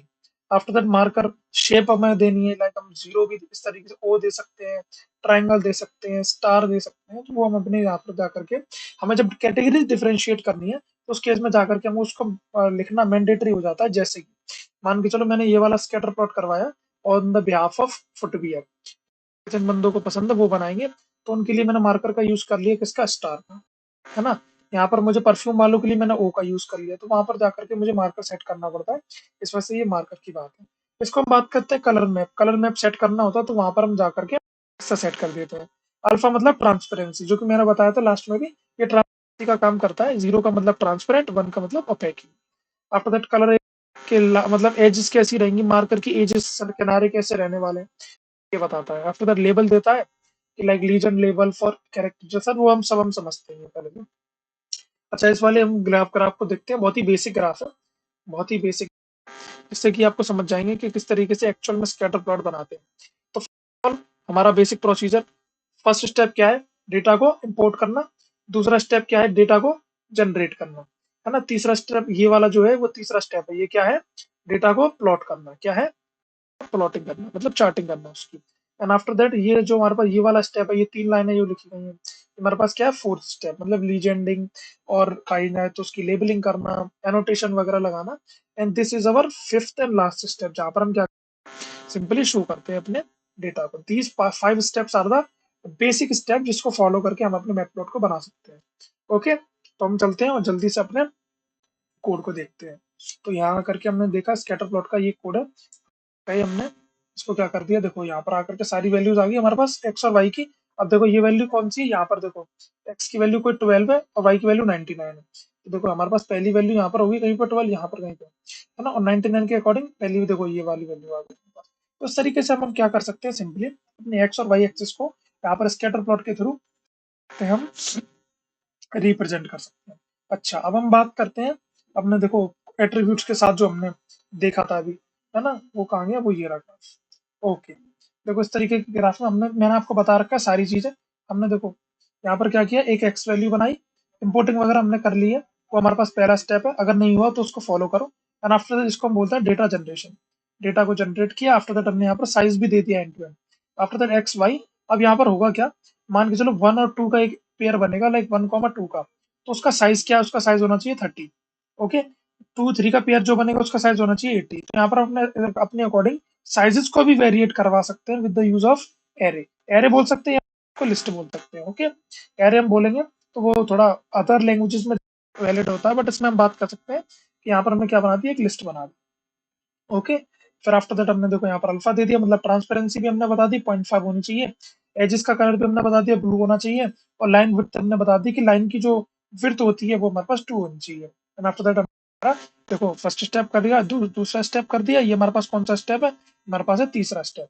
And after that this is the fourth step, and last and the most important the fifth step जिसमें हम शो करते हैं। आई होप ये भी आपको समझ में आया होगा। चलते हैं इसको भी एग्जीक्यूट करके देखते हैं, यू विल सी। देखो यहाँ पर इसका साइज कम है, इसका और ज्यादा, इसका और ज्यादा, इसका और ज्यादा, इसका और ज्यादा, और वो भी यहाँ पर दिखा है 30, 80, 150, 100 और 300। तो इस तरीके से सिंपली देखो। अब एज विड्थ की बात करी तो हमने ब्लू है, वो हमारा यहाँ पर आ गया। Okay, this is the last code जिसमें हमने देख लिया पीएलडी डॉट स्कैटर का मतलब क्या है। हमने स्कैटर किया, एक्स हमारे पास डेटा है, वाई हमारे पास डेटा है, मार्कर हमारे पास ट्राइंगल है, कलर मजेंटा है, ये हमारे पास साइज है, ये हमारे पास क्या है, अल्फा। इसको हम बोलते हैं ट्रांसपेरेंसी। क्या बोलते हैं, ट्रांसपेरेंसी। और ये हमारे पास क्या है, हमारे पास साइज है, ये हमारे पास क्या है, ये हमारे पास कलर है, ये हमारे पास क्या है, ये हमारे पास शेप है, और ये हमारे पास क्या है, ये हमारे पास डेटा है।